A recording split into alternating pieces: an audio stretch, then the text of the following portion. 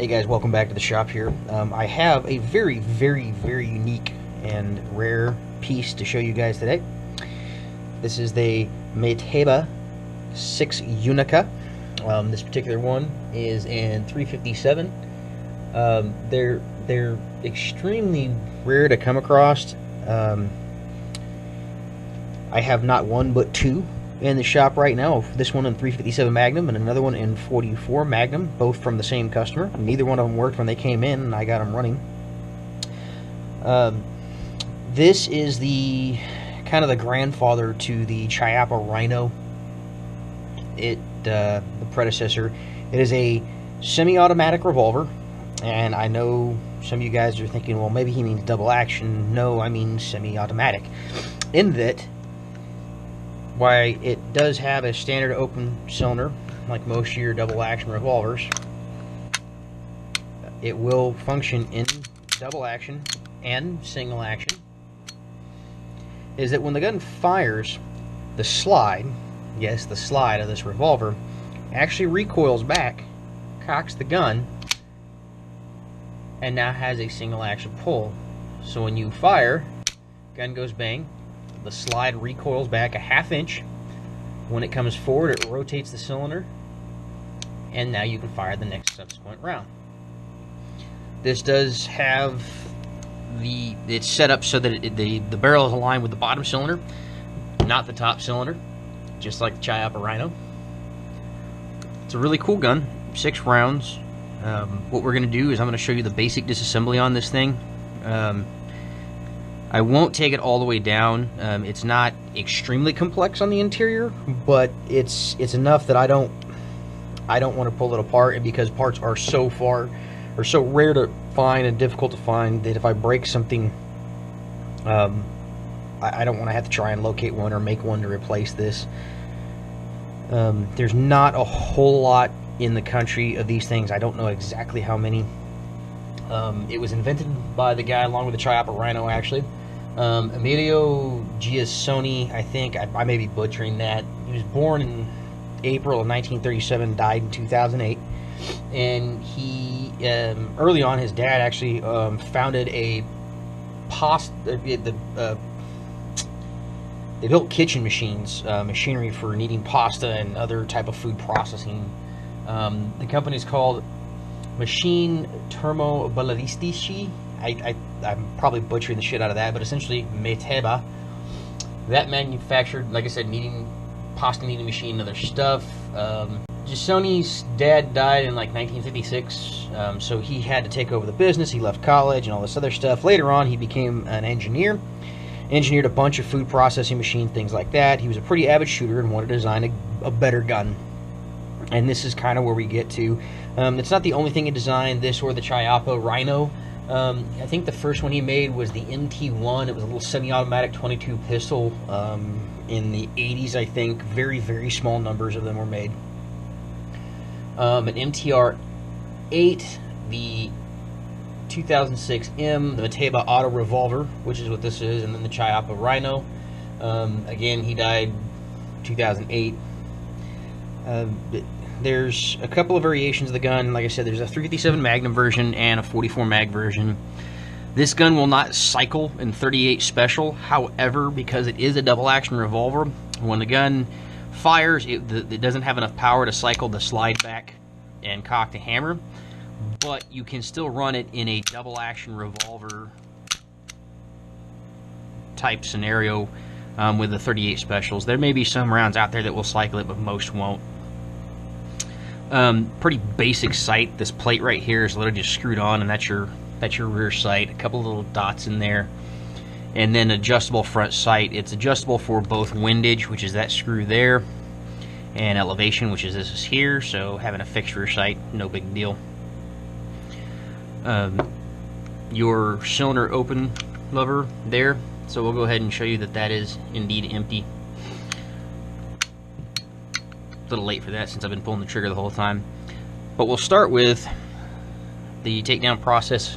Inside here is a little Allen head screw, and I don't remember the size of the screw, to be honest. I just found the wrench that worked, but that unscrews, and will come out of there. Don't lose it. It is a very, very small Allen head screw. And then from there, what we'll do is we'll pull the slide back ever so slightly, and this pin's got to rotate. See that flat spot on that pin?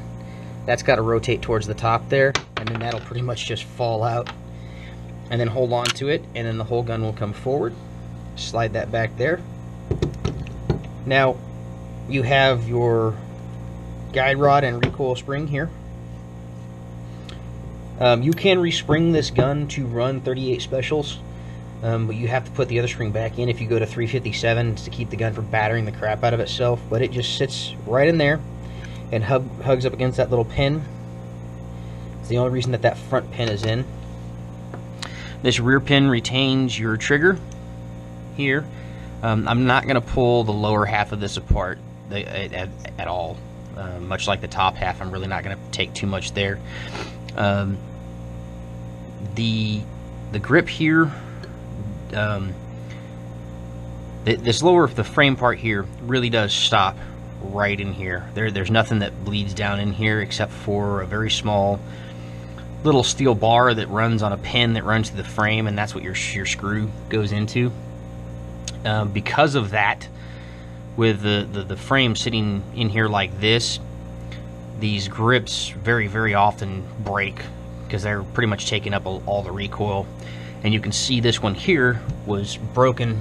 As a matter of fact, it was broken when it came in my shop, and it's not a pretty fix. I kind of did my best. All that is I took the internals here. Somebody had tried to super glue it at some point, so I cleaned all the super glue out the best I could and went in there with Acroglass. And actually what I did is I drilled a couple of little shallow holes on all of the wood pieces in there, and then filled all those holes with Acroglass, and then wiped Acroglass on both parts, and then kind of stuck it together and made it stick. Hopefully it'll hold. There's no real replacements for these. They would have to be made, but you know, it's the best I could do. The owner was satisfied with my thoughts on how to fix that and repair it, so that's what I did. This here is your slide, the top here. The barrels on these unscrew, and they did not have there's a spanner wrench that fits in these two holes here, and they didn't have the wrench, so I kind of had to make do here with some Allen wrenches that fit in there, and I can unscrew it that way, and that's how I'll tighten it back up. It's kind of janky, but you make do with what you've got. Once it gets loose enough, you should be able to unscrew it by hand.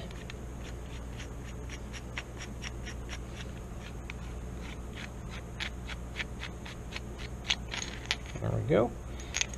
And there is a little kind of a crush washer thing in there. And that's how it's a steel, it doesn't really crush.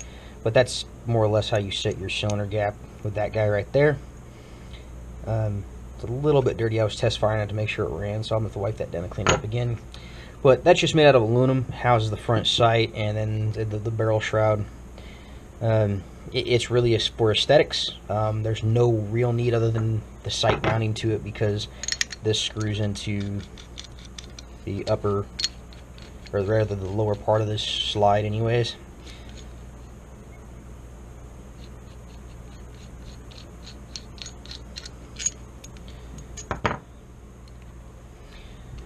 As far as getting the cylinder out, it's relatively easy. What I would typically will do is this right here, the cylinder stop, similar to the Smith & Wesson's, except the Smith & Wesson is kind of pinned in and staked in, and it keeps this from coming out here, is that just unscrew that little guy there.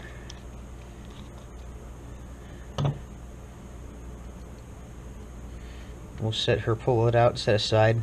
It's got two holes there. That little nub sits in that hole, and then the screw goes in there. Open that cylinder up, and you can slide her. Oh, I lied. I forgot one thing. The cylinder open, the lever here, you actually have to pull that, but it uses the same Allen head that you use to pull your pin there. Get in there and unscrew that.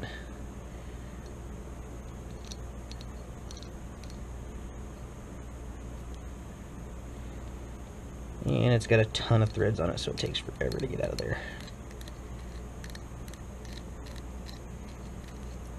There it goes. Don't lose that guy either. They're the exact same ones. So if you get this confused, and there's one on this side too. It's quasi ambidextrous because you can take the lever and swap sides with it. But that guy should just come right off like that. And then now,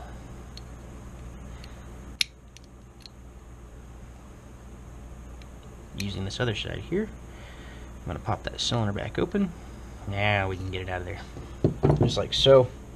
That'll come right out, just so you can wipe that down and clean it. Like I said, this one's got some schmoo in there.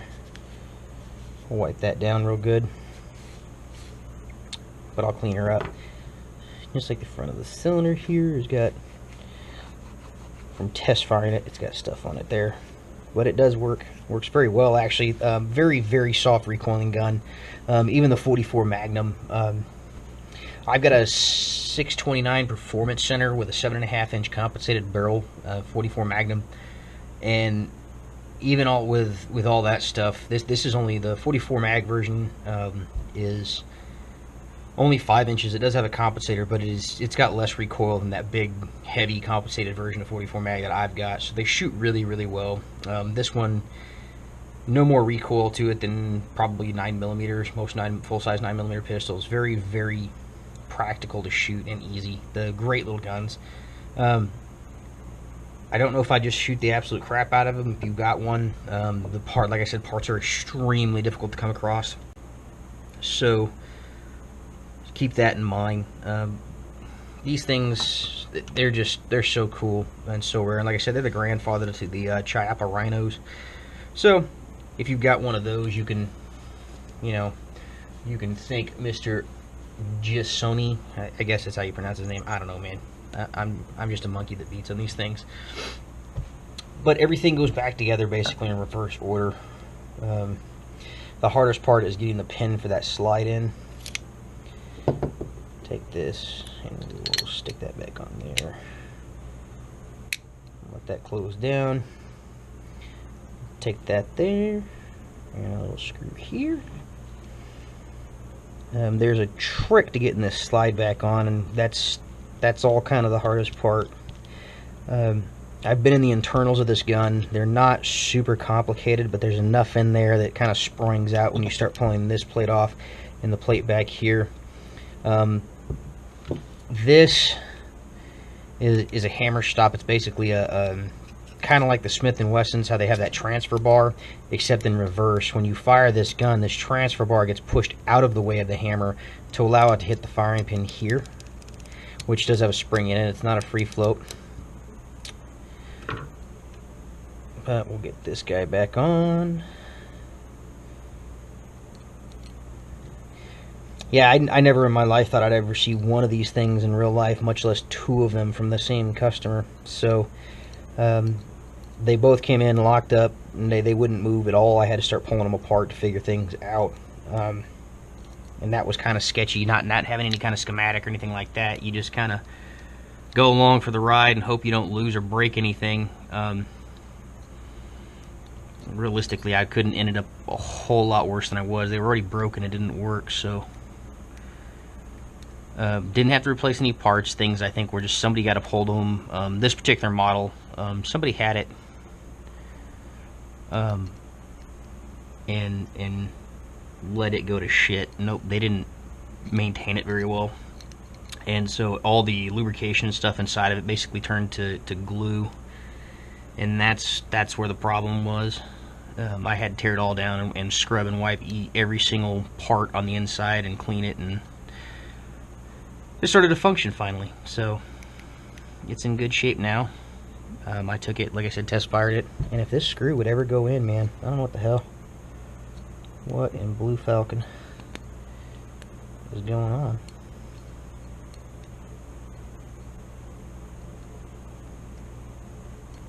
What the fuck?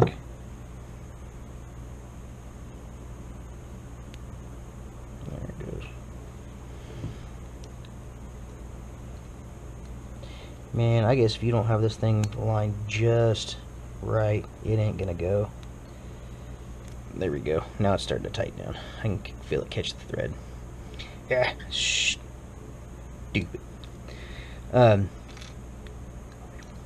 So we will put the shroud back on. We will put our barrel back in there. Screw that in.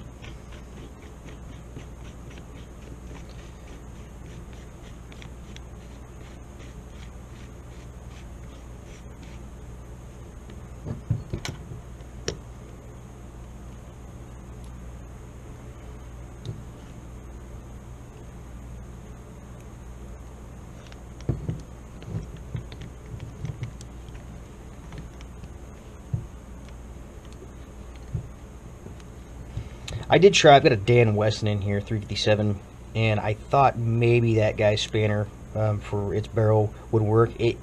It's pretty close, except it's square instead of round, so it wouldn't fit in these holes, and I wasn't going to grind that guy's tool out to get this thing back together. That's probably good enough. I mean, these things stay in there pretty good. Alright, so the thing about putting this back together is it's in the instruction manual apparently, but the instruction manual is entirely in Italian and I can't read Italian, so I had to do some research and figuring out myself that this little crook right here, this little tuning fork looking part inside of here, connects and has to be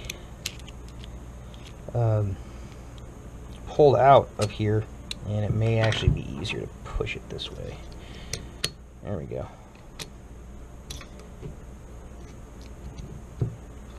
Like that. And then we will hook this here. So you want it to set just kind of like that when you go to put this back on the slide, because it connects on the frame here with this little hook and pin, and it's a pain in the ass. So let's see if I can do this.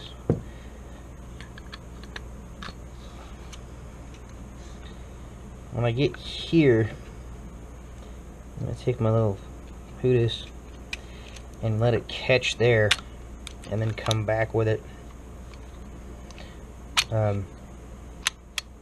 Let that lock up. Now,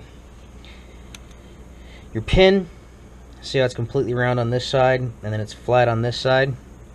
Pull your slide back ever so slightly, and I think you can see that there's that spring kind of blocking the way, and that's why it has to be flat.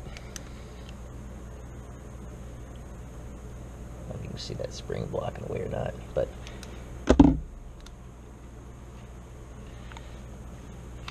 take the flat side and go right to left with it.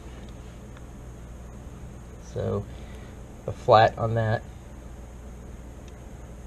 right to left, making that flat towards the top of the gun, and slide it in there. And now you can let the slide right on it. And what you'll have to do is turn it upside down and look in there and rotate this pin clockwise, and you'll see the hole and threads for this guy rotate in. It took me forever to figure out that. I was going from left to right and had this thing all kinds of screwed up.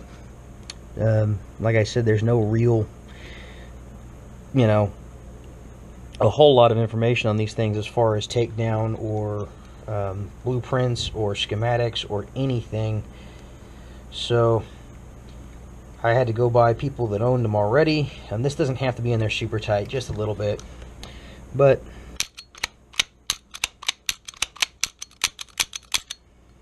that's all there is to her.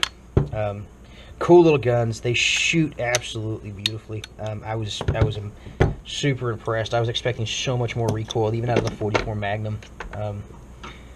Really awesome. The customer's going to be happy. They both work. Didn't have to buy any extra parts or anything like that. This 357 was bought to be a parts gun for the 44 mag. They wanted the 44 mag one, so they basically bought $8,000 worth of gun. So I think there were $7,000. I think $3,000 for this one, $4,000 for the other one. But this was strictly going to be a parts gun because it was already broken the grip and things like that. It didn't work at all. but I got them both running without having to scavenge parts off of this one or anything like that. So I think they'll be pleasantly surprised. If nothing else, they don't really want the 357. You know, they could sell it or whatever. And there's plenty of people out there that want them. I don't know how often they come up for sale. Probably not very often. But when they do, they seem to go pretty quick. Cool guns, man. They're a lot of fun. Real easy to shoot. And if you do have any questions on the internals, if you own one of these things and you need some information about the internals here, go ahead and send me a message or email me or something like that, because I can tell you kind of how it works. And we can go back and forth and kind of show you what's going on there. But outside of that, you know, give me a thumbs up, a like, a share if you guys care for this video. You know, let me know if there's something particularly you want to see. I've got a couple other videos coming up that I'd like to get out of there, but this was, it's not going to be my shot very long, so I wanted to get through it and make sure you guys got to see it. Very cool, very rare, and a lot of fun. Thanks a lot, guys. Just in case you guys wanted to see it, this is the 44 Magnum version of it. You can see it, hopefully see it there so you don't think I'm lying to you. Let's see, 44 Mag. Another side note too is that these holes here are threaded. There is a scope mount that you can buy for it that I believe is still available. It allows you to mount a scope or something to the top of these. Kind of cool. You can still get the compensators for them. That is a threaded on compensator. The barrel comes off. But yeah, it works, I mean, identically. It's a lot heavier recoil spring on it. So yeah, super cool, man.